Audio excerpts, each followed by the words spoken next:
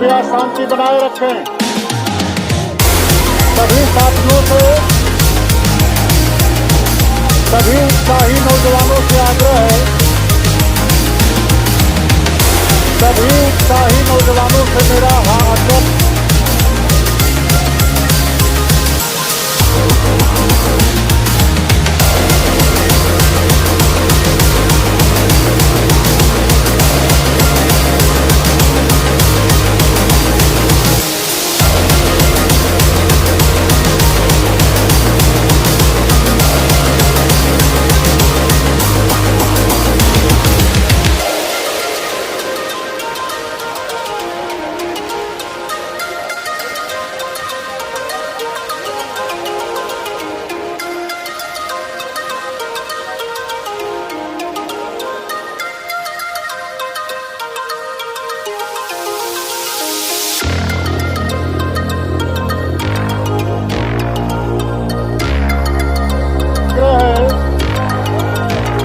कृपया शांति बनाए रखें।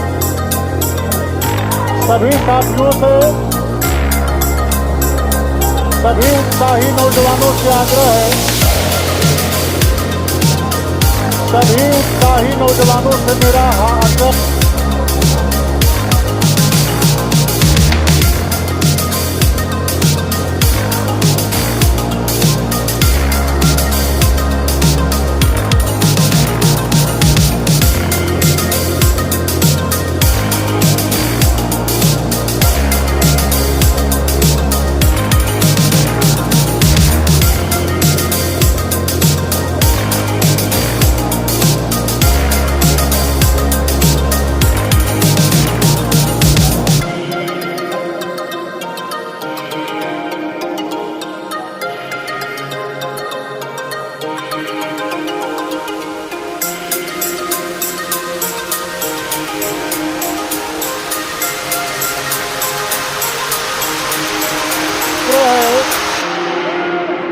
कृपया शांति बनाए रखें।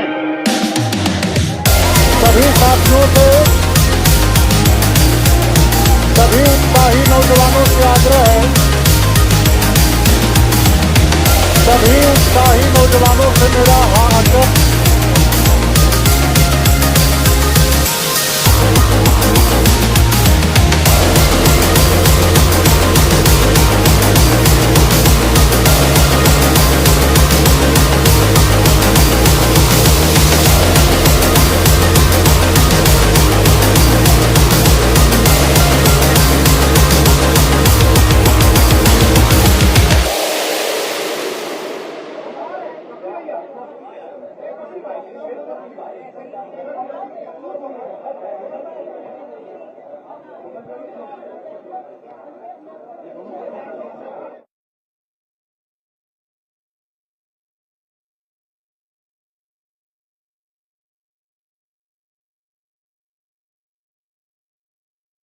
पूर्व मंत्री अरविंद सिंह गोप जी का,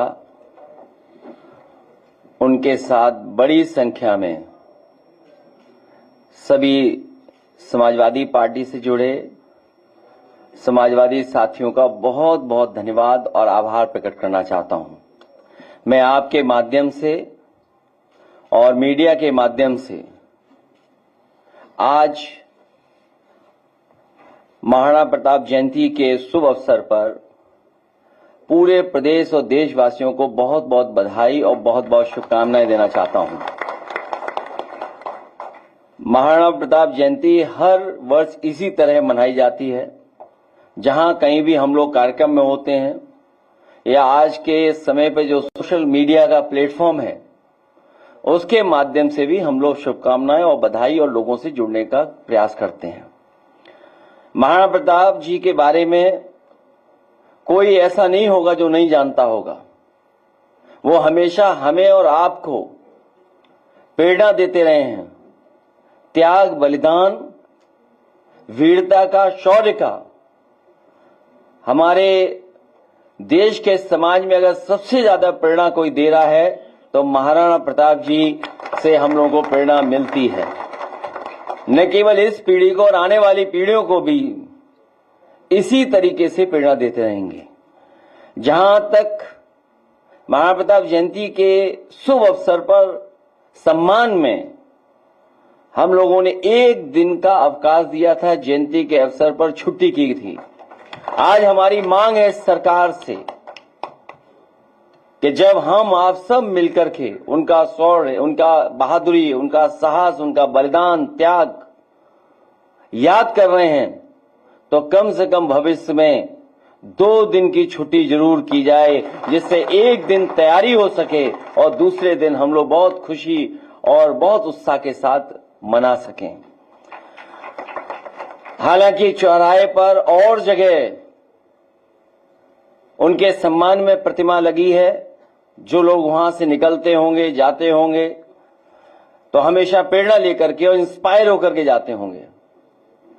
मैं आज के दिन लखनऊ की सबसे प्रतिष्ठित जगह जो भविष्य में बनेगी, न केवल लखनऊ की बल्कि देश की मैं कह सकता हूं, यही हमारा रिवर फ्रंट, जहां पर और महापुरुषों को हमने सम्मान देकर के उनके नाम पर पार्क बनाने की घोषणा की है, वहीं मैं आज अपने सभी लोगों को भरोसा दिलाता हूं कि देश की सबसे अच्छी प्रतिमा अगर कहीं लगेगी तो समाजवादी लोग मिलकर के इसी रिवर फ्रंट पर लगाने का काम करेंगे।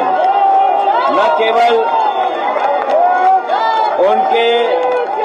उनके लिए प्रतिमा से सम्मान देने का काम करेंगे, वहीं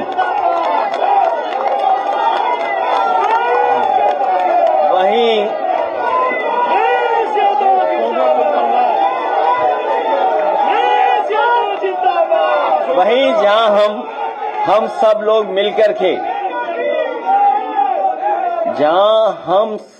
मिलकर के आज ये संकल्प ले रहे हैं, समाजवादी सरकार बनने पर रिवर फ्रंट जो सबसे महत्वपूर्ण स्थान बनेगा, लोगों के जुड़ने का, लोगों के आने जाने का, लोगों को समय गुजारने का सबसे खूबसूरत जगह बनने जा रही है और बनेगी। न केवल उनके सम्मान में वहां पर सबसे सुंदर प्रतिमा लगेगी, बल्कि उनके हाथ में जो तलवार होगी वो चमकती हुई होगी, सोने की होगी। मैं इन्हीं शब्दों के साथ अपने सभी साथियों का और खासकर प्रेस के साथियों से जो हमेशा हम लोगों को मिलने का मौका मिलता है, मैं सभी प्रेस के और सभी इस कार्यक्रम में शामिल हुए हैं उनका बहुत बहुत धन्यवाद देना चाहता हूं, क्योंकि जिन परिस्थितियों में आज हम लोग इकट्ठे हुए हैं और जो माहौल है, रात दिन सुबह हम लोग कुछ न कुछ देख रहे हैं, कुछ न कुछ हमें सुनने को मिलता है, हमारे मीडिया के माध्यम से भी और जो सोर्सेज हैं उससे भी हमें देखने और समझने का मौका मिलता है। लेकिन उसी समय हम समाजवादी लोग अपने लोगों के साथ साथ आम लोगों के लिए भी अपील करना चाहते हैं, और वो संदेश मैं चाहूंगा कि अरविंद जी एक बार पढ़ करके और फिर प्रेस के लोग अगर कुछ सवाल पूछना चाहेंगे तो जैसा हर दिन होता आया है कि हम और आप लोग मिलकर बात करते हैं, तो फिर हम लोग मिलकर के बात करेंगे।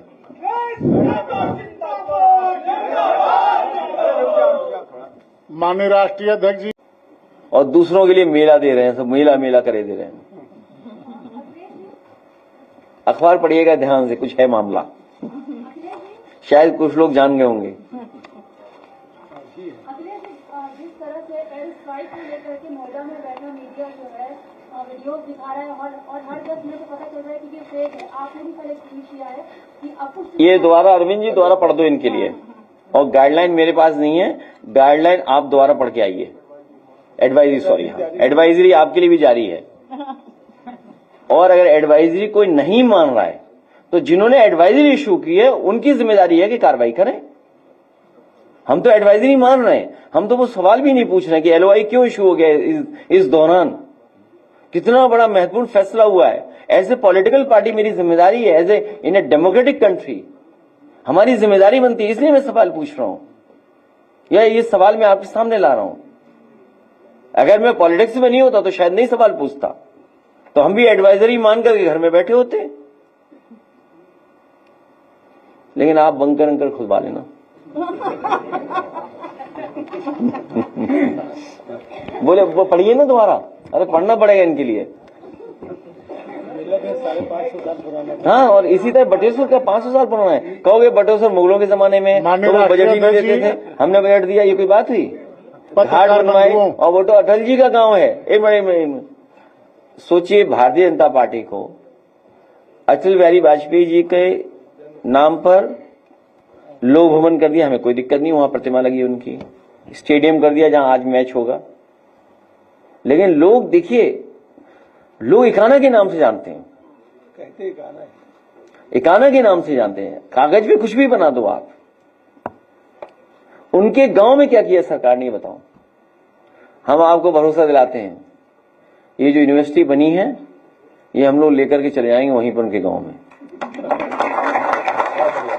और उनके मेले लगता था वहां, 500 साल पुराना वो भी मेला है बटेश्वर, गूगल करके देखिए, कोई गूगल करके बताओ कि कितना पुराना था बटेश्वर मेला।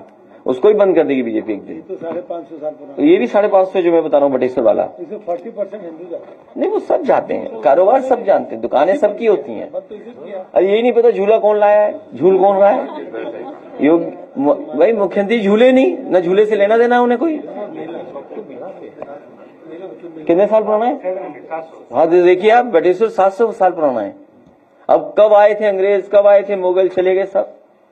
अब तो आजाद हो गया, अब संविधान है और लोग आज भी जुड़ते हैं वहां पर, और सब जुड़ते हैं वहां, ऐसा नहीं है।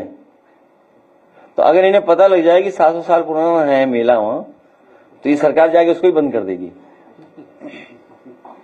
सैफई मेला ही बंद हो चुका है, लेकिन गोरखपुर मेला चल रहा है। सुना है वहां पर कुछ और तरह के कार्यक्रम हो रहे हैं, लेकिन हमारे प्रेस के साथी उनका वीडियो नहीं दिखाएंगे। मैं अपने प्रेस के साथियों से कहूंगा कि इस समय बहुत लोग टीवी देख रहे हैं, सोशल मीडिया देख रहे हैं, उस गोरखपुर के मेले का भी कुछ वीडियो दिखाइए सबको। सोशल मीडिया दिखा रहे हैं, भयभीत है, तुम तो बिल्कुल भयभीत नहीं दिखे। अरविंद जी पढ़िए जरा, हाँ दोबारा। माननीय राष्ट्रीय अध्यक्ष जी, सम्मानित मंच, पत्रकार बंधुओं और इस सभागार में उपस्थित बंटी राव बहादुर साथियों, हमें अपने देश की बहादुर सेना पर गर्व है। हम सब देश के साथ हैं।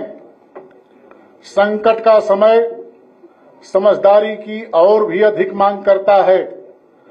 सभी देशवासियों से अपील है कि किसी भी अपुष्ट समाचार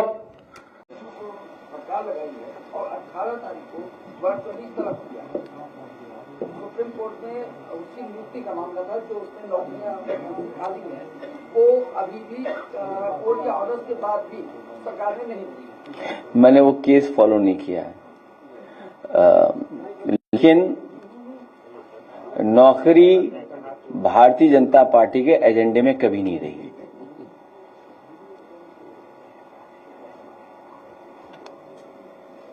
अखिलेश जी, एक पुस्तक हमारी तरफ से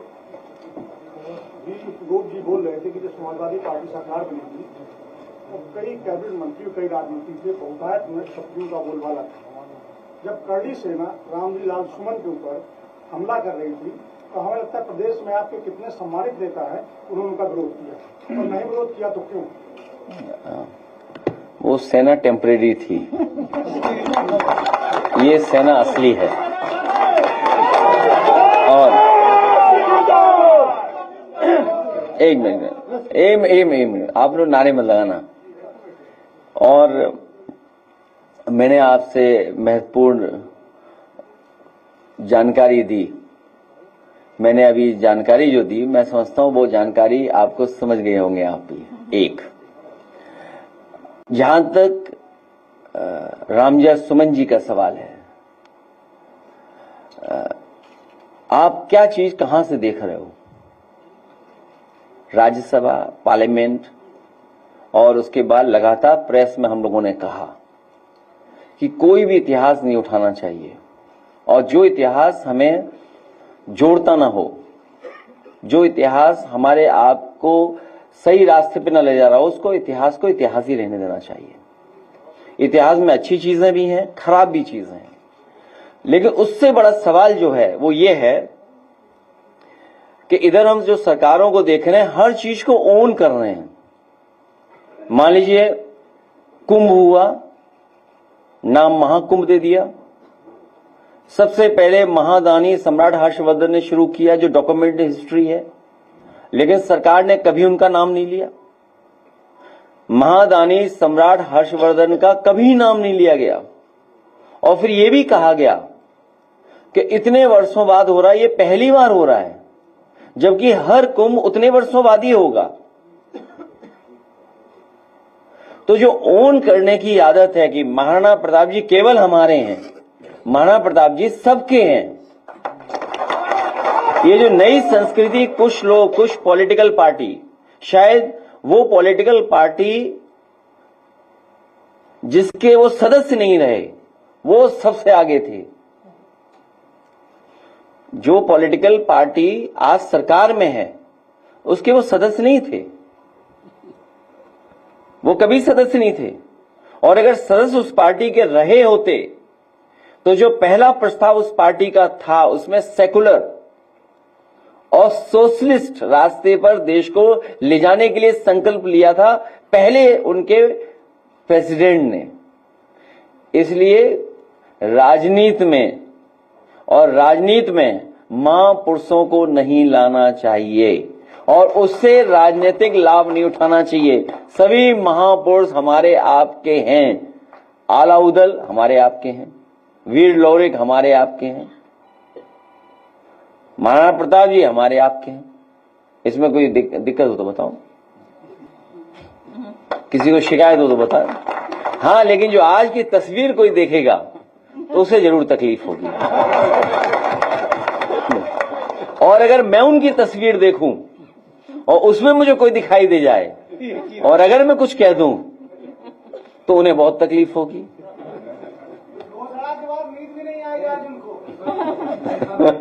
मैं अपने धन्यवाद देता हूं पत्रकार साथी को महत्वपूर्ण सवाल पूछने के लिए। और मैं आपको एक बात और जोड़ दूं, उसमें सहयोगी लोग बहुत थे जिनको हम लोगों ने सरकार में बड़ा सम्मान दिया। अब आगे मत पूछना। एक